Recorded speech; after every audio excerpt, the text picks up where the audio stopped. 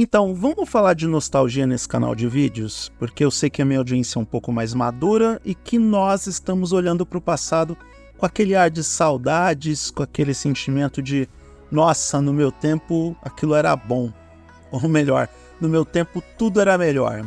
Isso aí é coisa de gente velha. Vamos tentar não ser rançoso desse jeito. Mas, na verdade, todos nós que usamos tecnologia nos últimos 20, 25, 30 anos, nós sentimos falta mesmo é da Nokia. Essa é a marca que mais deixa saudades entre os geeks mais velhos, porque a Nokia era sinônimo de tecnologia de ponta.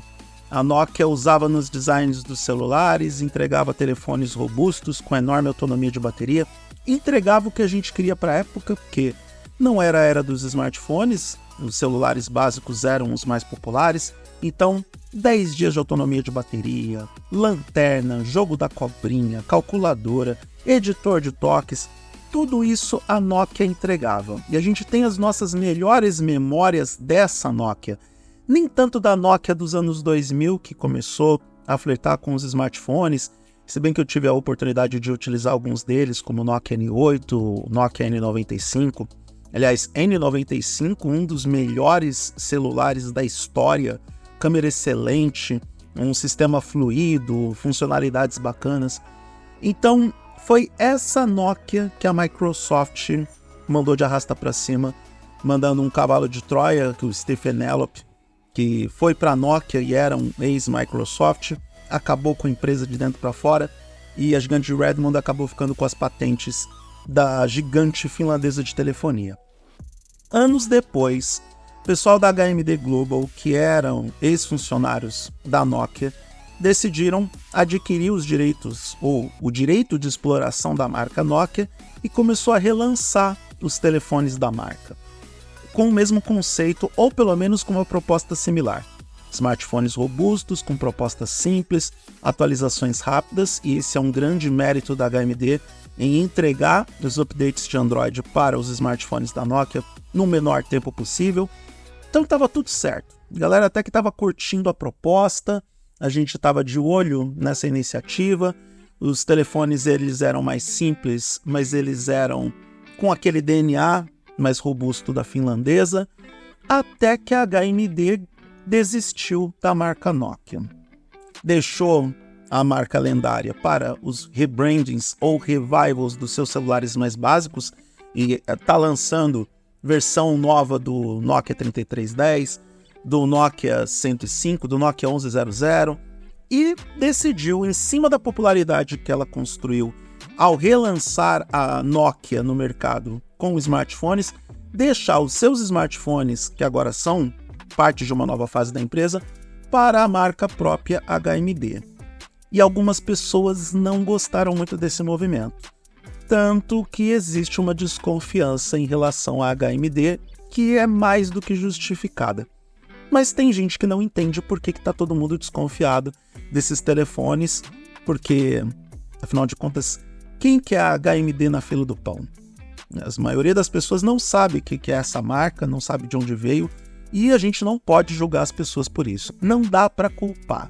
O grande público não sabe o que significa HMD, não sabe a origem da empresa e nem tem obrigação de saber. Eu entendo que a HMD não fez o esforço suficiente para se fazer conhecida não só no Brasil, mas em esfera global. Muita gente não sabe que a HMD tinha parceria no Brasil com a Multi.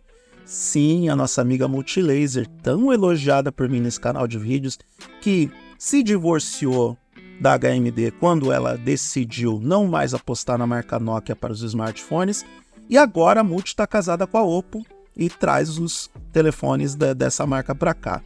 Tá certa a Multi, porque se nem a Multilaser confiou na HMD, por que o grande público vai confiar? Então a gente tem agora toda essa aura de desconfiança, essas dúvidas em relação à HMD, se ela vai oferecer suporte para os dispositivos, se ela vai seguir entregando telefones de qualidade, e essas desconfianças só aumentam quando a gente olha para o que está acontecendo lá fora. Nos fóruns especializados, nos Reddits da vida, enfim, redes sociais, qualquer fonte de informação acessível e fácil e transparente para o grande público, você vai encontrar os usuários reclamando dos smartphones da Nokia lançados pela HMD, com questões muito semelhantes do que normalmente nós brasileiros reclamamos de dispositivos de marcas questionáveis ou de origem um tanto quanto duvidosa.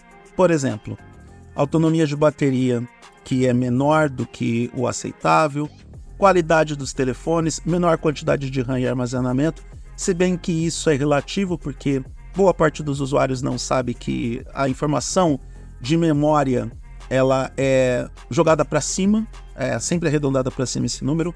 A memória real é sempre menor do que a nominal, essa é uma regra que entra nas questões de hexadecimal, de cálculos mesmo das unidades de medida de memória de armazenamento e memória aleatória, se bem que eu posso explicar sobre isso em outro vídeo com mais profundidade e maior riqueza de detalhes, mas os usuários estão reclamando disso, as especificações técnicas dos modelos não correspondem àquilo que eles recebem na realidade.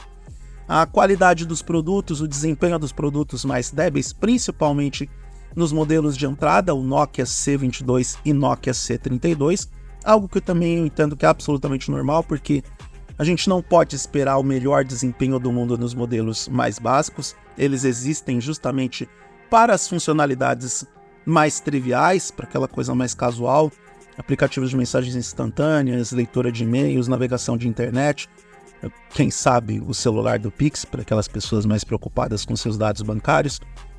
Então, é claro que a HMD entrou no radar de muita gente. E é de se desconfiar principalmente por causa do movimento em abandonar a marca Nokia para os seus principais dispositivos. Eu entendo que não deu certo esse movimento de viver de nostalgia, porque existe um campo de alcance, uma margem que você pode alcançar dentro dessa ideia de você lançar dispositivos que apostam naquilo que você viveu no passado ou naquilo que os usuários tanto gostavam nos telefones de 20, 25, 30 anos atrás. A tecnologia avançou, o mundo avançou e eu não sei, sinceramente, se essas pessoas estão pensando muito em ter a Nokia hoje, sabendo que não é a mesma Nokia de antigamente. Aqueles geeks mais convictos, que seria o público e o potencial da HMD, realmente sabe que essa Nokia que está aí, ou que esteve até a mudança de nome, não é a verdadeira Nokia. É um genérico, é um placebo, é uma aposta naquelas boas memórias que a gente tinha, mas que não voltam mais. Por outro lado, tem um grupo de usuários que gosta da atual Nokia, ou HMD, que fala bem dos dispositivos da HMD, principalmente quando compram os produtos da Amazon e de lojas oficiais. Tem um exemplo que um usuário fala do Nokia XR21, aquele smartphone que tem um monte de sensores fotográficos, que emula o design do Nokia PureView, que foi um dos grandes sucessos da finlandesa no passado, e os caras estão falando bem desse dispositivo, elogiando o telefone, falando que ele entrega uma boa relação custo-benefício, apesar dos problemas com a autonomia de bateria. Parece que esse é um ponto em comum das pessoas que têm os telefones da HMD, da bateria não ser tão boa assim, o que eu acho estranho porque esses telefones contam com uma versão do Android que é pouco customizada. O normal seria ter uma maior autonomia de bateria. Não tenho procuração para defender a HMD. Eu nunca testei um dispositivo da marca, espero que isso aconteça em algum momento no futuro, mas eu posso dizer pelo menos uma coisa que a marca se esforça em fazer bem, que é essa ideia de oferecer para os usuários o direito de reparação e uma maior capacidade de reparação de forma simples. A gente tem 2 modelos da HMD que vão por esse caminho, o HMD Fusion e o HMD Skyline. Esses 2 modelos dão para o usuário o direito de reparação, facilitam o processo de reparação dos dispositivos, e isso faz com que eu veja a HMD com os olhos um pouco melhores do que eu poderia ver depois de abandonar a marca que todo mundo gostava. Porque eu entendo que parte do futuro da telefonia móvel é você ter o direito de reparar o seu dispositivo de forma mais simples e sem depender dos fabricantes ou da assistência técnica autorizada. Porque afinal de contas, você paga caro pelo dispositivo, então você tem que ter o direito de fazer com ele o que quiser. É a sua propriedade. Se você quiser tacar ele na parede ou colocar ele na gelatina, o direito é seu. Se você quer ter o direito de trocar uma peça, se você tem o conhecimento ou habilidade para isso, é o seu direito. Entendo que as marcas não podem ficar prendendo os usuários em nome de um suposto discurso de melhor qualidade no serviço e garantia do serviço entregue. E aqui eu também vejo que a HMD, apesar dos seus pontos polêmicos e supostos erros no pós-venda e na qualidade de alguns produtos entregues, está acertando porque lá na frente, a União Europeia já decidiu isso. Lá na frente, a gente, por exemplo, vai ter as baterias intercambiáveis nos smartphones de volta. Você vai poder comprar uma bateria para o seu dispositivo em alguma loja especializada e trocar essa bateria, tal e como você fazia nos celulares de 30 anos atrás e nos smartphones até mais ou menos 2014 e 2015. Eu me lembro que eu tive alguns smartphones da Samsung que tinham a tal da bateria intercambiável e em alguns casos a gente construía verdadeiros megazords porque a gente comprava uma bateria maior e colocava num telefone que não tinha uma bateria tão grande assim, e aí ele ficava uma coisa monstruosa com um design horrível. Bons tempos. E a gente ainda insiste em dizer que no passado é que era bom e daquele tempo que a gente aproveitava bem a tecnologia. Então, alguma coisa a HMD ainda acerta. Eu não posso dizer se vale a pena comprar um smartphone da HMD ou não. Vendo de longe, são dispositivos interessantes. Mas quando você olha para o feedback dos usuários, e a gente não pode ignorar que algumas pessoas vão ter problemas com qualquer marca e qualquer produto de tecnologia, eu devo dizer para você pelo menos pensar algumas vezes em 2 detalhes. Primeiro, só está elogiando a HMD quem comprou o telefone top de linha da marca.